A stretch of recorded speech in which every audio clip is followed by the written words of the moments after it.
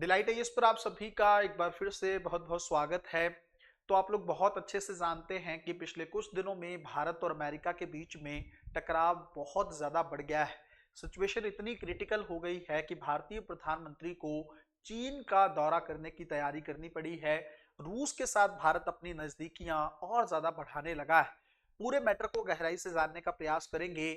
यह भी समझने की कोशिश करेंगे कि इस टैरिफ गेम से भारत कैसे बच सकता है और रूस और चीन के करीब जाने से अमेरिका को किस तरीके से हम लोग नुकसान पहुंचा सकते हैं। इन सारी चीजों को लेकर थोड़ा सा अच्छे से बात हम लोगों को करनी है।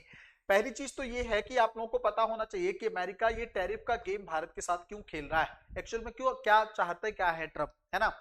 पहली बात तो ये है कि आपको पता है कि भारत और पाकिस्तान के बीच में मीडिएशन की बातें अमेरिका ने की थी। उस बात को हमने सिरे से नकार दिया, जिसके चलते ट्रंप जो है वो बहुत ज्यादा इस बात को दिल पे ले गए कि भारत ने उनकी बात को नहीं माना है, जबकि पाकिस्तान ने उनकी बात को मान लिया है ना। तो पहले तो जो है नॉर्मल टैरिफ जो 90 दिन के बाद लगना था भारत पे 25% 1 अगस्त से, वो तो लग ही रहा था। उसके अलावा 25% का अतिरिक्त दंड जो है वो अमेरिका ने भारत पर लगाया और कारण ये दिया कि रूस के साथ जो आप ट्रेड करते हो उस ट्रेड का ये पेनाल्टी है और 25% प्लस 25%, इसका मतलब टोटल 50% का टैरिफ जो है वो भारत पर लगा दिया गया है।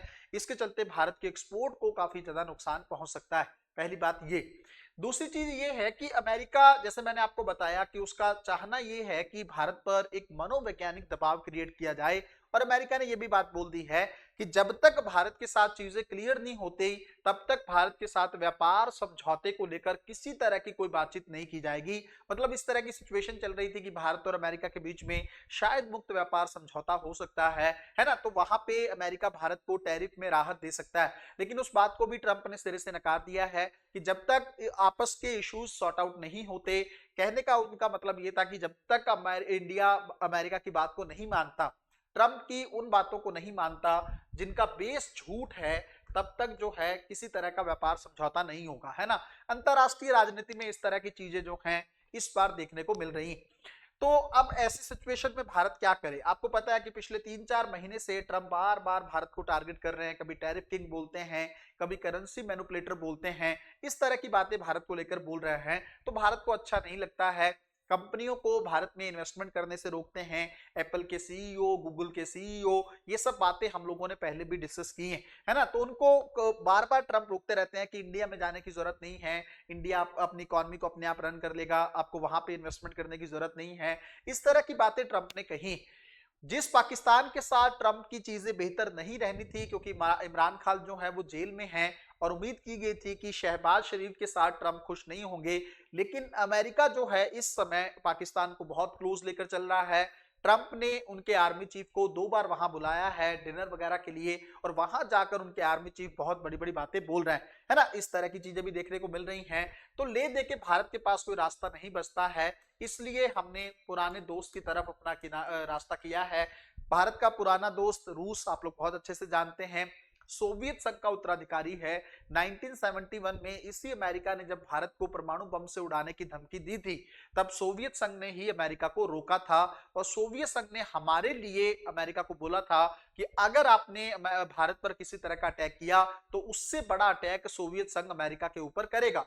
तो कहीं ना कहीं पे उस दोस्ती को फिर से निकालने का समय आ चुका है, क्योंकि रूस भी ये बात जानता है कि भारत पर जो 25% का टैरिफ लगा रहा है अमेरिका, वो रूस के चलते लग रहा है ना। रूस से भारत ने बहुत सारा जो है तेल आयात किया है, उससे रूस की इकोनॉमी को भी काफी हेल्प मिली है।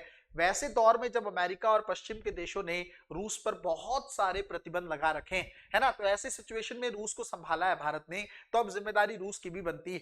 अब बात यह है कि आपको पता है कि इस समय रूस के साथ साथ चीन भी अमेरिका से दुखी है ना। मतलब जो भी अमेरिका के जो राष्ट्रपति हैं ट्रंप, बार बार टैरिफ वाली कहानी, चीन को कंट्रोल करने की कोशिश वो कर रहे हैं, चीन की इकोनॉमी को स्पॉइल करने का उनका प्रयास है। देखो, आप लोग बहुत अच्छे से जानते हैं, कई बार मैंने क्लासेस के माध्यम से आप लोगों को बताने की कोशिश की है कि इस समय ट्रंप का अमेरिका में जीत कर आना इस बात का संकेत है कि अमेरिका के लोग अब चाहते हैं कि अमेरिका की इकोनॉमी बहुत तेजी से आगे बढ़े, है ना। और चीन जो बहुत आगे बढ़ता बढ़ता 18 से 19 ट्रिलियन डॉलर की इकोनॉमी बन चुका है और अमेरिका 26 ट्रिलियन डॉलर की इकोनॉमी है, तो गैप बहुत ज्यादा नहीं बचा है। अगर ट्रंप जैसा पर्सन आएगा, इकोनॉमी बूस्ट करेगी। और चीन की इकोनॉमी को नुकसान पहुंचाना है, मतलब चीन की इकोनॉमी को तोड़ना है और अमेरिका की इकोनॉमी को आगे लेके जाना है, ताकि चीन और अमेरिका के बीच में गैप बहुत ज्यादा बढ़ जाए और लगे कि हाँ, सुपर पावर की इस गेम में चीन आने वाले कई सालों तक अमेरिका को रिप्लेस ना कर पाए। इस तरह की चीजों के चलते अमेरिका में ट्रंप जीते हैं। लेकिन बात यह है कि ट्रंप जो कर रहे हैं, हालांकि जैसे ही वो जीते थे तो उन्होंने कहा था कि जो भी मैं डिसीजन लूंगा उससे 1-2 साल आपको नुकसान हो सकता है, मतलब शुरू में अमेरिका की इकोनॉमी कोलैप्स भी हो सकती है। वो आप देख ही रहे हो कि अमेरिका में किस तरीके से मुद्रास्फीति जो है, इन्फ्लेशन इंक्रीज हो रही है। वहां पर बेसिक वस्तुओं की कीमत भी काफी ज्यादा बढ़ गई है ना, क्योंकि आप सोच के देखो कि अगर यहाँ की चीजें वहां जाएंगी और उन पे बहुत सारा टैरिफ लगेगा तो ऑब्वियसली वो डोमेस्टिक मार्केट के अंदर महंगी हो जाएंगी। और जहां अमेरिका कोई सिर्फ भारत पर तो जो है टैरिफ लगा नहीं रहा, सभी देशों पर टैरिफ लगा रहा है। इसके चलते जो कस्टमर है, कंज्यूमर जो है, उपभोक्ता जो है वहां पे अमेरिका के, उनके पास कोई विकल्प ज्यादा बचता नहीं है, इसलिए वहां पर आयातित चीजें भी बहुत महंगी है ना। ऐसी सिचुएशन में अमेरिका खुद को पहले तो नुकसान पहुंचा रहा है। दूसरी बात, अब चीन को यह लगता है कि अमेरिका के इस तरह के ट्रैप से डील करने के लिए भारत से बेहतर कोई और देश नहीं हो सकता, क्योंकि रूस और चीन के बीच में तो अच्छी बनी ही रही है। आप लोग जानते हैं पुतिन और जिनपिंग की बहुत अच्छी दोस्ती है। उसी तरह अगर चीन और भारत की बनने लगी तो ये एक ऐसा गठजोड़ बन जाएगा जिससे अमेरिका चाहकर भी नहीं तोड़ पाएगा। अभी के लिए आपको पता है, आप कहेंगे सर क्या गठजोड़ बन सकता है, चीन के साथ तो हमारे इश्यूज हैं, लेकिन अभी चीन चाहता है कि भारत और चीन के बीच में जो सीमा विवाद जैसी चीजें हैं ना, वो साइड में रखकर इकोनॉमी वाली चीजों को लेकर आया जाए। ये बात चीन बहुत अच्छे से जानता है, इसलिए सीमा पर इस समय आप तनाव देखने को नहीं मिल रहा है। तो कोई दिक्कत नहीं है, अगर वो भी चाहता है तो हमें भी इस समय जरूरत है इकोनॉमी को आगे लेकर जाने की। तो भारत और चीन और उधर से रूस, ये तीनों मिलकर अपनी इकोनॉमी को बहुत अच्छे से आगे लेकर जा सकते हैं। बाकी रही चीन की सुरक्षा संबंधी चीजें, तो जब अमेरिका नहीं समझ रहा इस बात को तो फिर हम भी कितना समझे, हम भी अपनी चीजों को अपने लेवल पर डील कर लेंगे। जब 1962 में हम लोग युद्ध लड़ सकते हैं तो पहले का 1962 का इंडिया और अब का इंडिया, दोनों में बहुत फर्क है। अगर चीन कल को अटैक करता भी है तो हम उससे डील कर सकते हैं। इवन मैं आपको एक चीज और बताता हूं, चीन के साथ अगर हमारी चीजें खराब भी होते हैं ना, तब भी रूस जो है मीडिएशन कर सकता है। तो ऐसा नहीं है कि चीन से बात करने के लिए हमारे पास कोई है ही नहीं, रूस है। अगर हम अच्छी बातें करके रखते हैं, इस ग्रुप के साथ अच्छे से चलते हैं, तो कहीं ना कहीं पे हमारे इंटरेस्ट सर्व हो जाएंगे। अब बात यह है कि कैसे जो है ये देश आपस में क्लोज आएंगे। एससीओ एक बेहतरीन मंच प्रोवाइड करता है। शंघाई कोऑपरेटिव ऑर्गेनाइजेशन जो है, जिसके सम्मेलन में भागीदारी करने के लिए भारतीय प्रधानमंत्री चीन जा रहे हैं, तो वो एक ऐसा मंच है जिसको नाटो का जो है काउंटर ग्रुप के तौर पर लिया जाता है ना। नाटो पश्चिम की वर्ल्ड या पश्चिमी देशों को आपस में जोड़ता है और उनकी सिक्योरिटी के लिए एक सैन्य संगठन के तौर पर है।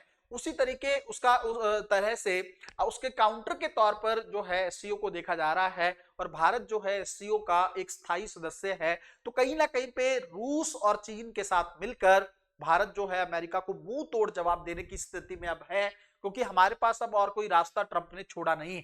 मिलते हैं अगली वीडियो में, तब तक अपना ध्यान रखें, अपनी पढ़ाई को बहुत अच्छे तरीके से करते रहें। बहुत बहुत धन्यवाद।